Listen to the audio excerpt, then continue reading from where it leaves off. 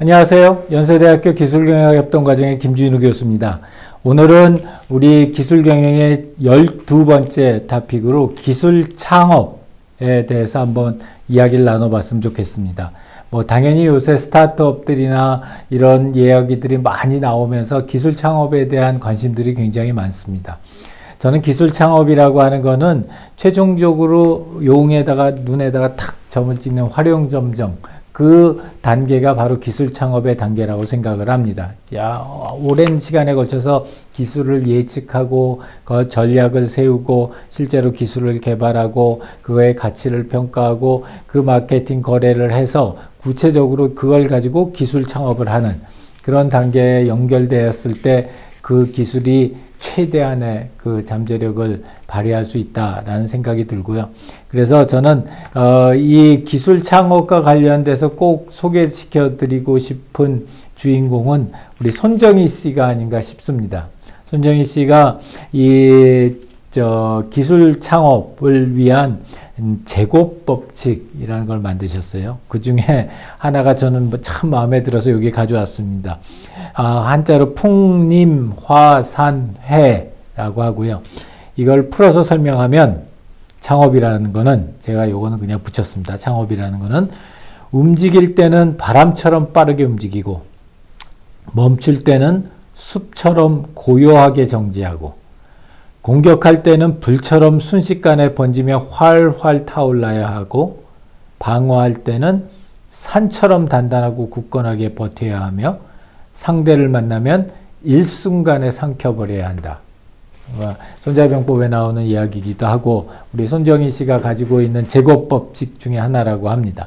자, 그래서 이걸 보면서 드는 생각은 창업은 타이밍이구나. 타이밍과 페이스. 그게 우리 기술 창업에 있어서 가장 중요한 요건이라고 생각을 하고요. 우리가 흔히 그냥 좀 자주 섞인 이야기로 퇴직하면은 치킨집 한다고 그러는데 그 치킨집과 이런 기술 창업가의 그런 차이점은 뭐가 있을까? 저는 가장 큰 차이점 중에 하나는 지속 가능성이라고 생각을 합니다. 그리고 또 하나는 이게 얼마나 시스템화 될 수 있느냐 하는 것도 굉장히 중요한 요소라고 생각을 하고요. 이 기술 유형에 따라서 창업의 범위가 달라집니다. 그래서 예를 들어서 원천 기술이다. 그렇게 되면은 제가 이걸 가지고서 어떤 응용 기술화해서 라이센싱 수익을 얻거나 서비스 수익을 얻을 수 있고, 응용 기술이다. 그러면은 그걸 가지고 스타트업을 실제로 만들거나 벤처 인큐베이션을 할 수 있고요. 제품이나 서비스 기술이다. 그러면 그거 가지고서 제품 사업화를 갖다가 나갈 수도 있습니다. 그래서 이렇게 다양한 방법의 기술 창업 중에서 실제로 그런 기술 창업을 갖다가 진행하였을 때 중요한 어떤 결정 포인트들을 갖다가 우리 몇 가지 짚어보면, 첫 번째는 목표 시장.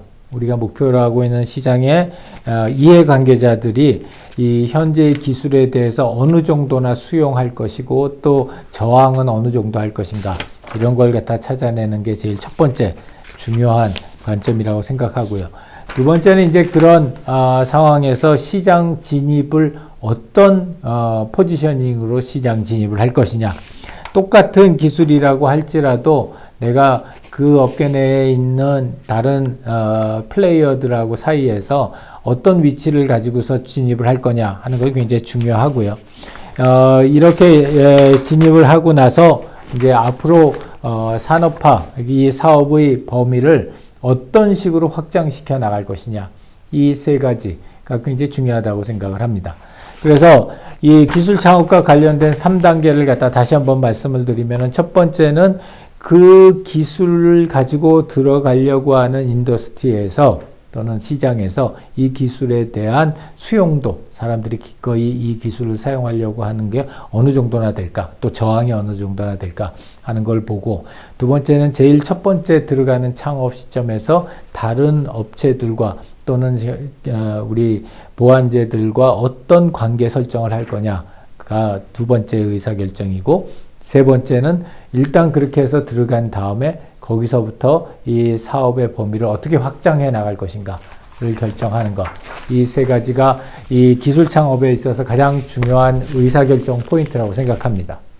그래서 결론적으로 우리 기술 창업이라고 하는 거는 본인들이 가지고 있는 기술의 유형에 따라서 어떤 식으로 이 기술을 가지고서 사업화할 것인가를 결정을 하는 것이고, 그런 걸 갖다가 할 때에는 현재 그 기술을 갖다가 수용하는 사람들의 태도, 그리고 그걸 바탕으로 했었을 때 우리 기업, 창업하는 기업이 가지는 포지셔닝, 그리고 마지막으로 세 번째, 그 포지션을 이용해서 미래에 어떻게 확장할 것인가 하는 확장 계획을 세우는 것. 이게 기술 창업에서의 가장 중요한 이슈라고 생각한 거고요. 이런 기술 이슈를 갖다 잘 결정해서 우리 손정희 씨처럼 그 의미 있는 기술 창업을 만들어낼 수 있기를 바랍니다. 감사합니다.